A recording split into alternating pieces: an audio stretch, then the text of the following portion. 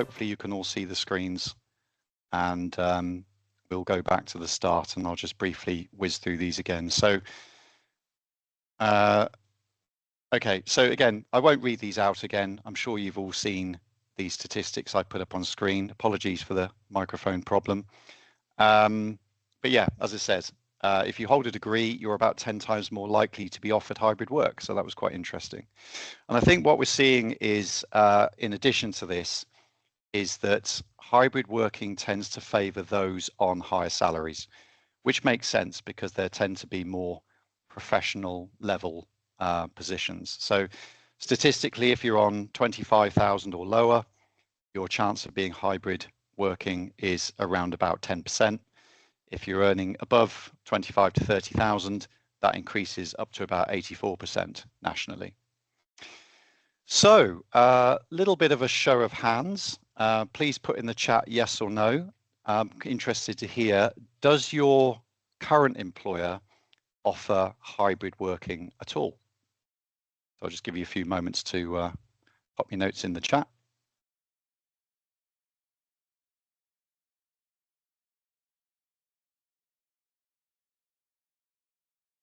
Quite a varied picture coming through.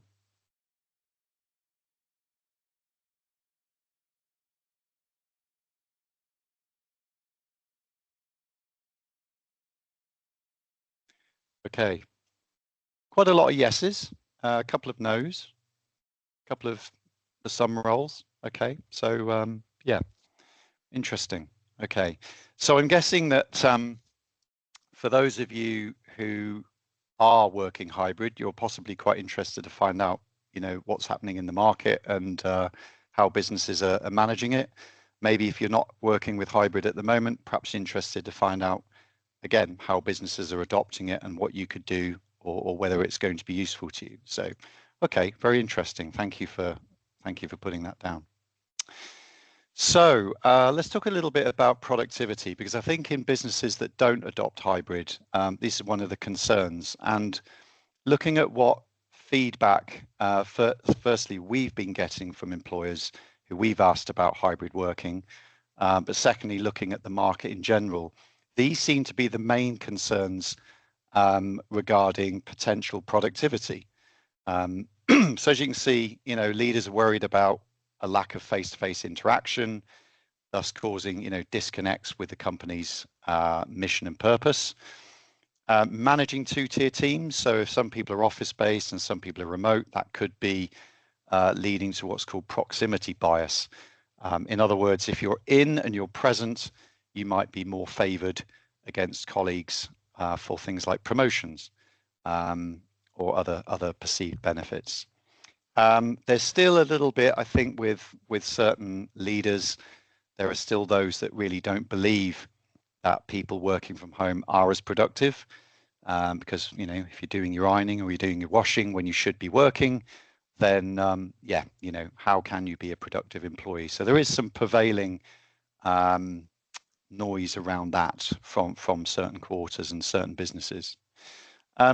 Managing can be difficult if you don't have staff that are used to managing remotely, and certainly you'd have to make sure that you've got good solid systems in place to do that, and tech, of course. So I've just put a few more points on here. I appreciate some of these slides are a little text heavy, so I'm not going to read them out verbatim. As I said at the beginning of the webinar, we are recording this, so more than happy to send copies of the videos out to you guys after to sort of digest in your own time. A couple of compliance risks there. So again, if you've got some that are and some that aren't, it might cause potential discrimination cases. I don't know if any of those in the room that manage HR have ever come across that at all. I'd be interested to find if you have. But again, you know, there are some extreme risks there potentially.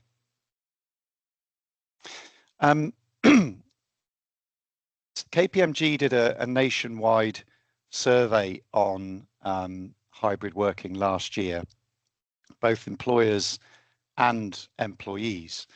And this is what I think we're finding generally in the marketplace at the moment, and some of you might be sort of familiar with these sorts of conversations. So a majority percentage of UK CEOs expect full return to office working by as early as next year. Bearing in mind the survey was only done last September, whereas nearly 60% of workers say that they won't. So there's an interesting challenge for those CEOs if they suddenly get hit with a wave of resignations. But I thought it was interesting because one of the first things that, one of the first things that we're still asked today when we're talking to job seekers about potential opportunities is there hybrid working? And whilst we have definitely seen a shift in the last 2 years to 18 months of more businesses requesting more visibility and presence in the office, it's still something that a lot of job seekers are looking for, again, especially in areas of professional services. So this might mirror your own experiences, but certainly this mirrors what we're experiencing in a wide variety of industry sectors at the moment. So what do employees want? Well, as I mentioned, a large percentage of UK workers are looking for flexibility with regards to hybrid working. CIPD's survey that they did last year actually said that 1 million UK workers left their jobs last year or were planning to leave their jobs due to a lack of perceived flexibility. So as you can see, it is still a pertinent part of why people move jobs. For all of the reasons presented here on the slide, so that might be, work-life balance. It could be economic. As I mentioned earlier, commuting costs are getting more expensive, especially since our orange friend across the pond is pushing up the price of oil and obviously the impact on the petrol pumps. But interestingly, of the employees surveyed, nearly 75%, so almost 3/4, actually felt that they were more productive working remotely. And I imagine you can, obviously many of you are operating hybrid, so I'm sure you'll appreciate, there's perhaps less distraction, less stress if you're not having to drive half an hour into an office, fight through traffic, deal with roadworks and all of that sort of thing. Bearing in mind these are not people that are necessarily working 100% remotely. These are people that are getting, I guess, a best of both worlds, where they can spend some time with their colleagues, collaborating, but equally have a little bit of focused downtime. So this seems to be what employees are looking for at the moment. So as we've said, nearly 75% of employees feel more productive. Of employers surveyed, almost half, so 44%, actually suggested that hybrid working has improved productivity. So they're noticing a positive difference. Only 16% have said that productivity has reduced, which means everybody else is somewhere in the neutral zone. So if you take that in balance, that means roughly 85%, so sort of 8 in 10 employers are either in favour or are generally fairly neutral about hybrid working and possibly certainly not adverse to it. So those of you that have said no to the earlier question about whether you've adopted hybrid working in the office, what do you think is preventing your business from adopting hybrid working? I need to put my teeth in, I think.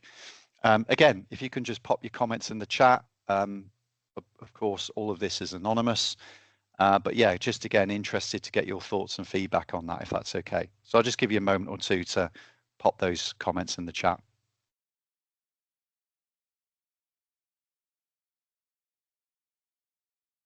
A few messages coming through.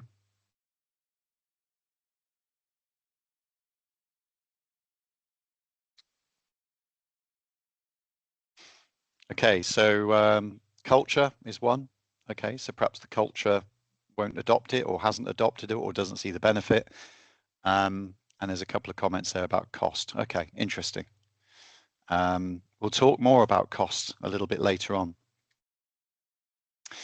In fact, we're going to talk about it right now. There we go. That's very topical.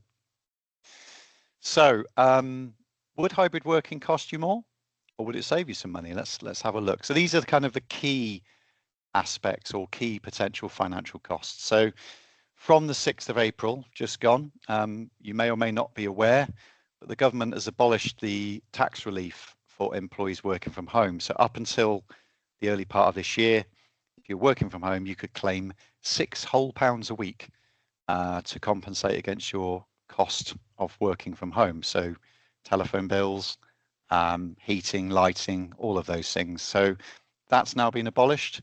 Some employers, I understand, are bridging the gap, which of course does add a little bit more cost to your bottom line. So yeah, that would be one thing. Of course, in the vast majority of cases, employers are paying for equipment. So, you know, that could be laptops, it could be phones, it could be even desks or furniture, especially if there are any perhaps, you know, disabilities involved or, you know, amendments to working environment. Tech is obviously a big thing. You know, if you don't have VoIP phones, if you don't have the ability to, you know, work in the cloud, largely in the cloud to aid that mobility, then that's something you'll need to pay for and implement. And as we mentioned earlier, you know, if you don't have managers who are experienced in managing teams remotely, that could be a cost there to implement some training and upskilling of your management teams. One there as well, which is starting to become a little bit more prevalent now that hybrid working has been adopted for a while. And I know a couple of people, myself personally, that have struggled with this a little bit, is general loneliness. So occasionally we speak to candidates who've been working from home quite a bit. And I suppose this tends to be people that maybe aren't doing hybrids. So perhaps people that have been working 100% remotely have started to say after 2 or 3 years of doing this now, they're starting to miss being back in the office and would actually like to have a little bit more face time with their team members. So again, interested to hear anyone in HR that's had that feedback from people and whether you've started to see a little bit more of that over the last couple of years. But that is something that's starting to creep into the fabric. Again, maybe less of an issue when it comes to hybrid working. But I just thought I'd mention it here as a potential something to be aware of. So on the flip side of that, where might you save some money? Well, according to a couple of surveys we've looked at, UK businesses that have a hybrid or part remote workforce are saving up to 45% on average across mainly their facilities and fixed running costs. So if you think about it, if no one's using the office for half the week, you probably don't need to have the cleaning team in quite so often. You're not necessarily using as much electricity.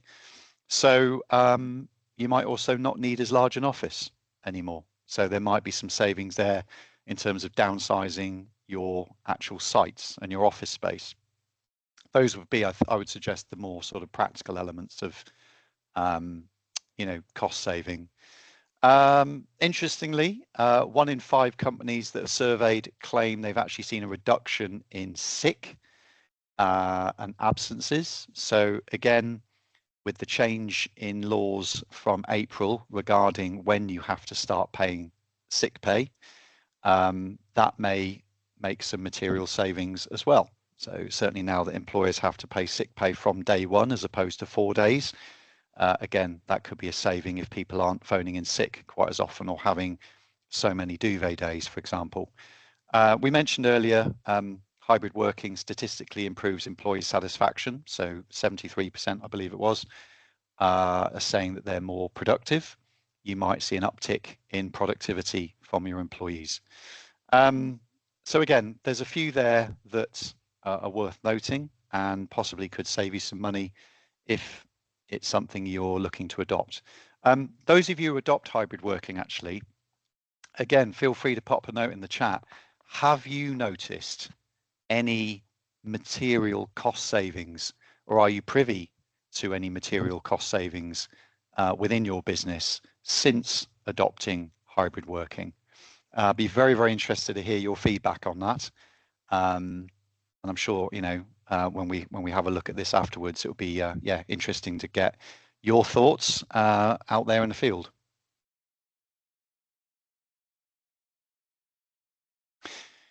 So whilst you're popping your answers down, we'll talk a little bit about the impact on hiring and candidate attraction.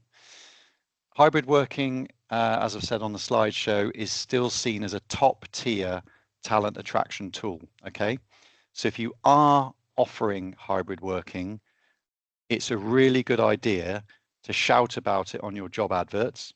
But also, if you've got an up-to-date employer value proposition or an active careers page, and I've mentioned these before in previous webinars, do make sure you highlight that on those channels, because it is still seen as something, as I mentioned earlier, that candidates are interested in and looking for. Okay. Key benefits, okay, well, if you're not constricted geographically, then automatically that opens up a wider candidate pool for you. So you can potentially pull people from all areas of the country instead of within your sort of local 30 minutes of your office. That should bring you a wider pool of candidates and a higher volume.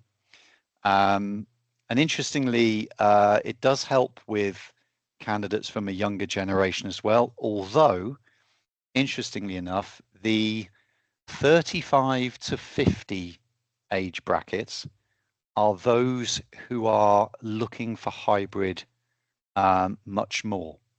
So presumably these are people who are working in professional roles that are currently working hybrid and therefore don't really want to give that up. So again, perhaps if you have got a bit of a two-tier situation going on, then it may be that, yeah, those in professional roles within the business or senior management roles, yeah, would certainly be preferring hybrid working as they're used to it. There are some stats coming out now, again, widely published by CIPD, that roughly you can benefit from reductions in absenteeism and employee staff turnover. So if one of your employees was one of the million people that apparently were looking to move jobs last year because they weren't getting that flexibility, you could again save money and save time and stress by reducing your employee turnover. So again, it's having a material impact there on your staff attrition. Finally, this is all well and good, but what impact does hybrid working have on management culture and accountability? And if it's all so great, why isn't everyone doing it? You know, why isn't this a standard thing across industries? Well, look, there are some businesses that can't enable hybrid. Obviously, if you work in a hands-on role, let's say you've got a factory on site or you've got an engineering department, they have to be there to manage, you know, goods in, goods out, products, tooling, engineering.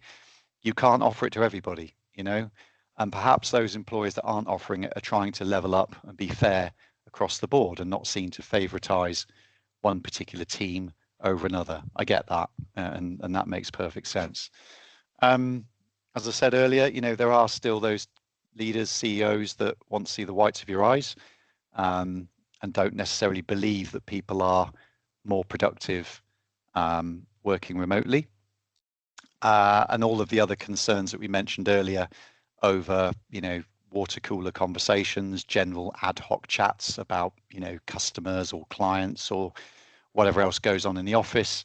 Of course, that is difficult to replicate if you're using Teams or other, you know, modes of communication where typically you book those conversations rather than them being spontaneous. So, you know, if you are looking to adopt hybrid working, we'll come on to some tips very shortly. These are all different things that you'd want to consider before you can just press the green light and go ahead in your business. So 5 things to consider then if you aren't currently adopting hybrid working, or you are and maybe you're still a little bit unsure about whether it's a long-term proposition. I appreciate businesses are reviewing hybrid working policies all the time. It could be that your current policy is a bit of a hangover from COVID and you haven't yet written anything into employees' contracts, but it's something that you're thinking of doing. Here are some pointers that we think would be potentially worth adopting before you make any final decisions. So yeah, check the mood in the room. What do your staff actually want? Are they in the 70% plus bracket that actually want hybrid working? Or are they in the different bracket that would actually prefer to be in the office? So an employee survey is a good idea. Obviously anonymize it, make it as easy for people to respond as possible. And then, yeah, have a look at what people are saying to you before you make any decisions. Are there any inhibitors? So do you have the tech? Do you have the ability to actually offer hybrid working? If you don't, what would it cost? Would you need to change your CRM systems? Would you need to change your communication systems? How would it practically work day to day? Do your managers have the ability to manage remotely without much support from yourselves or HR? Are they empowered to make their own decisions? Yeah, again, it would be worth getting their feedback and thoughts on that before pushing ahead, of course. And as we've seen with some companies, they've trialed it, maybe try 1 day a week, perhaps working from home on Fridays, run it for 6 to 12 months, and then see what happens. What's the feedback from employees and managers within the business? Is it working? Are you seeing any marked improvements in productivity? Are you seeing any decreases?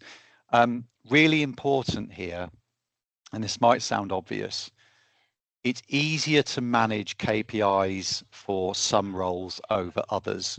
So when I mentioned business inhibitors, it is really important you have some way of measuring people's productivity when they're not in the room, as opposed to just being able to look over someone's shoulder or actually just have a conversation with them while they're next to you about what they're doing. So again, a good CRM system, a good way of managing people remotely would be really, really important to implement before you can perhaps even consider remote working.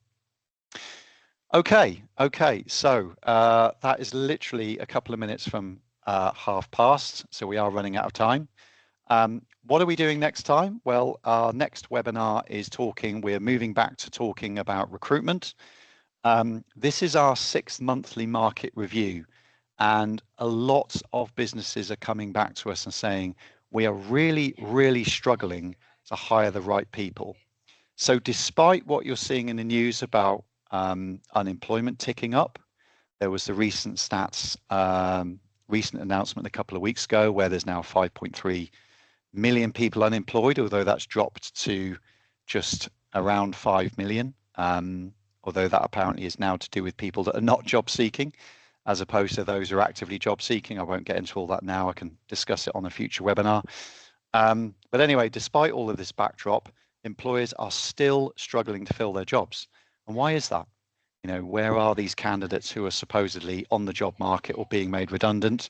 And if they are out there, why aren't they applying to your vacancies? So we'll talk about that a little bit more in that session. So that's on the 17th of June. It's the Wednesday, the 17th of June. So please ignore the slide. It's not the Tuesday. It is on the Wednesday at 2 o'clock at the usual time. That is available to book on our website now. But I will send out links with our usual survey later on this afternoon just to get your thoughts on this webinar. So you can book ahead for that one now. Okay, we have got a couple of minutes spare if anybody has any questions.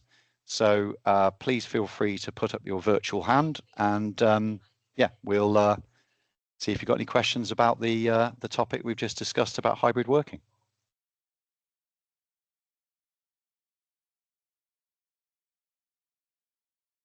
Don't be shy. Feel free to ask if you've got any questions.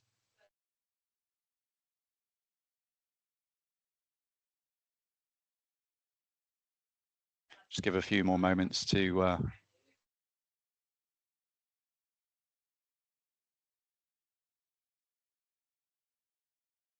Okay, well, if there's no questions, thank you very much for coming this afternoon. Sorry about the false start at the beginning with the microphone. Apologise for that. Hopefully you found that of some use. As I said, email this afternoon with a short survey. If you could please fill that in, it takes less than 10 seconds. I'll then send out the links to the video, probably be tomorrow. And yeah, look forward to welcome you to our webinar next month. Thank you very much and have a good rest of your day.